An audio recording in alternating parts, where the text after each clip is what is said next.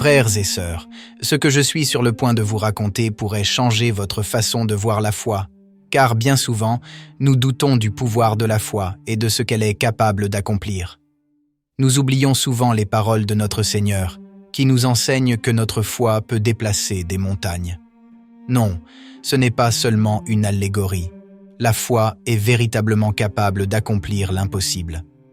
Aujourd'hui, je vous demande votre attention, car Don Bosco nous montre comment la prière et la confiance en Dieu peuvent réellement accomplir des prodiges extraordinaires dans notre quotidien.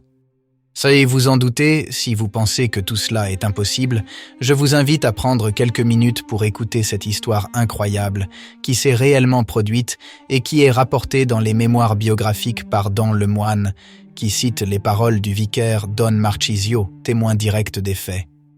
C'est une histoire d'espérance, de foi inébranlable et d'une réponse divine que personne n'aurait pu prévoir. Mais avant de plonger dans ce récit qui vous laissera sans voix, permettez-moi de vous présenter brièvement Don Bosco. Giovanni Bosco, connu sous le nom de Don Bosco, était un prêtre italien du XIXe siècle, fondateur de la congrégation salésienne et un père aimant pour les jeunes. Sa vie a été un don continuel pour les autres, inspiré par une foi ferme et inébranlable en la divine providence. Il était un homme qui non seulement enseignait la voie de l'Évangile, mais la vivait chaque jour à travers des miracles qui témoignaient de l'amour de Dieu. Bien, revenons maintenant à notre récit. Nous sommes en Italie, dans un petit village du Piémont appelé Montemagno. En ces jours de l'année 1864, Montemagno fut frappé par une sécheresse implacable. Depuis 3 longs mois, le ciel avait refusé d'accorder aux champs desséchés ne serait-ce qu'une seule goutte de pluie. De nombreuses prières, publiques et privées, s'étaient élevées, mais toutes semblaient se heurter à un ciel sourd. Les paysans désespéraient, résignés à perdre toute leur récolte. C'est alors que Don Bosco, invité à prêcher, monta en chaire et déclara d'une voix ferme: « Si vous participez avec dévotion à ces 3 jours de prédication, si vous vous réconciliez avec Dieu par une confession sincère, et si, le jour de la fête de l'Assomption de Marie, vous recevez tous la communion générale, je vous promets, au nom de la Vierge, que la pluie tombera en abondance pour bénir vos champs. » Ces paroles touchèrent les cœurs, suscitant une réponse sincère parmi les fidèles. Mais un événement étrange se produisit alors. Don Bosco, emporté par le zèle de sa prédication, ne s'était pas rendu compte qu'il venait de faire une promesse aussi audacieuse. Ses paroles semblaient dictées par une force supérieure. En sacristie, le curé Don Clivio l'approcha, mêlant stupéfaction et incrédulité. « Vraiment courageux. Vous avez promis la pluie devant tout le monde, » dit-il. Don Bosco, surpris, répondit « Ai-je vraiment dit cela ?»« Certainement, » insista le curé. « Tout le monde a entendu ces paroles exactes. Au nom de Marie, je vous promets que si vous faites une bonne confession, la pluie viendra. » Don Bosco, incrédule, répondit « Non, vous avez du mal comprendre. Je ne me souviens pas d'avoir dit cela, je refuse de le croire. » Le curé lui dit alors de demander aux fidèles, et effectivement, Don Bosco se rendit compte qu'il avait bien promis publiquement que la pluie arriverait bientôt. Les fidèles de Montemagno furent profondément marqués par les paroles de Don Bosco. C'était une communauté rurale vivant des fruits de la terre, et la sécheresse était une tragédie qui touchait toutes les familles. Les paroles de Don Bosco allumèrent une lueur d'espoir et renouvelèrent la foi, si bien que tous suivirent ses instructions en faisant des examens de conscience profonds et en se rendant en grand nombre à l'église pour se confesser, au point que les confesseurs manquaient. Comme vous pouvez l'imaginer, la nouvelle se répandit rapidement, et tandis qu'à Montemagno, on se préparait spirituellement avec des confessions et des prières, dans les villages voisins, les gens se moquaient de la prédiction. À Grana, un petit village près de Montemagno, ils organisèrent même un bal pour célébrer ce que beaucoup considéraient comme un échec inévitable. Les jours passaient et la pluie ne venait pas. Au contraire, la chaleur devenait de plus en plus étouffante. Les fidèles s'approchaient de Don Bosco et lui demandaient des nouvelles de la pluie.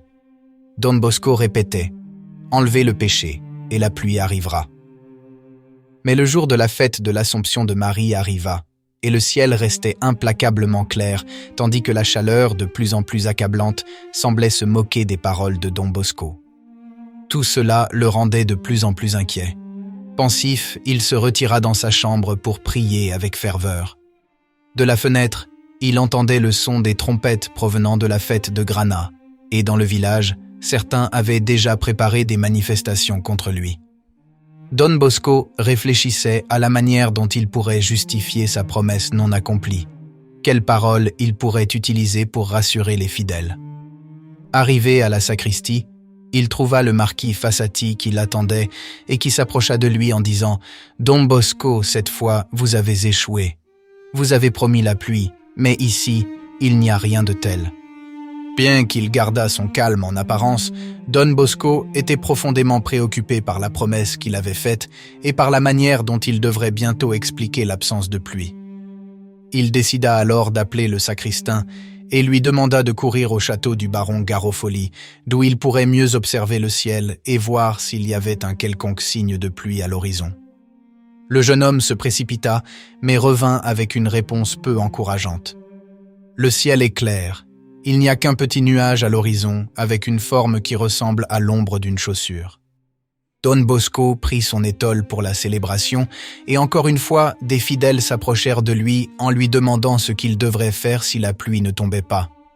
Cette fois, Don Bosco répondit que ce serait le signe qu'il ne la méritait pas. Monté en chair, Don Bosco était maintenant très préoccupé. Son cœur se tournait vers la Vierge Marie, et il pria « Très sainte Mère, ce n'est pas mon honneur qui est en jeu, mais le vôtre.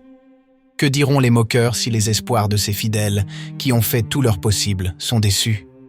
Depuis la chaire, il observa l'église, remplie comme elle ne l'avait peut-être jamais été, et tous avaient les yeux rivés sur lui. Il commença par un « Ave Maria », et après quelques mots, il lui sembla que la lumière du soleil était légèrement moins intense. Peu de temps après, il entendit un bruit prolongé, semblable à celui du tonnerre. Un murmure de stupeur parcourut l'église. Beaucoup avaient entendu ce son, et les doutes des fidèles se dissipèrent lorsqu'un autre coup de tonnerre retentit, suivi d'un autre encore. Soudain, la pluie commença à tomber abondamment, battant contre les fenêtres et les rues assoiffées. Les fidèles éclatèrent en larmes de joie, tandis que Don Bosco, ému, remerciait la Vierge Marie pour la grâce reçue, avec des paroles qui touchèrent le cœur de tous ceux qui étaient présents. Mais un événement encore plus extraordinaire et unique se produisit, un signe qui convainquit même les plus sceptiques.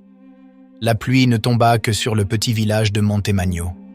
Dans les villages voisins, la sécheresse persistait, et à Grana, où les sceptiques avaient organisé une fête pour se moquer des paroles de Don Bosco, une grêle dévastatrice détruisit les récoltes, laissant les moqueurs sans voix.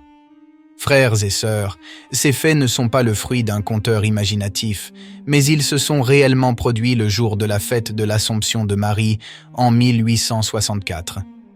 Cette histoire nous enseigne que la foi sincère peut véritablement changer nos vies et accomplir des miracles inattendus.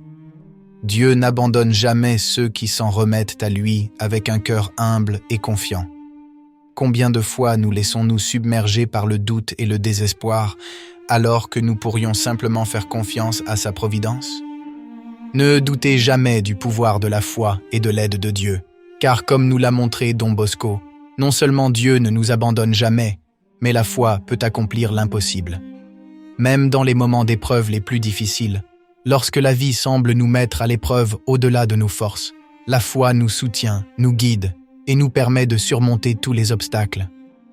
Si cette histoire a touché votre cœur, partagez-la avec vos proches. Peut-être y a-t-il quelqu'un près de vous qui a besoin d'entendre ce témoignage d'espérance et de foi. Laissez un commentaire en partageant votre propre expérience de foi. Racontez-nous comment Dieu a agi dans votre vie, car votre histoire pourrait inspirer quelqu'un d'autre.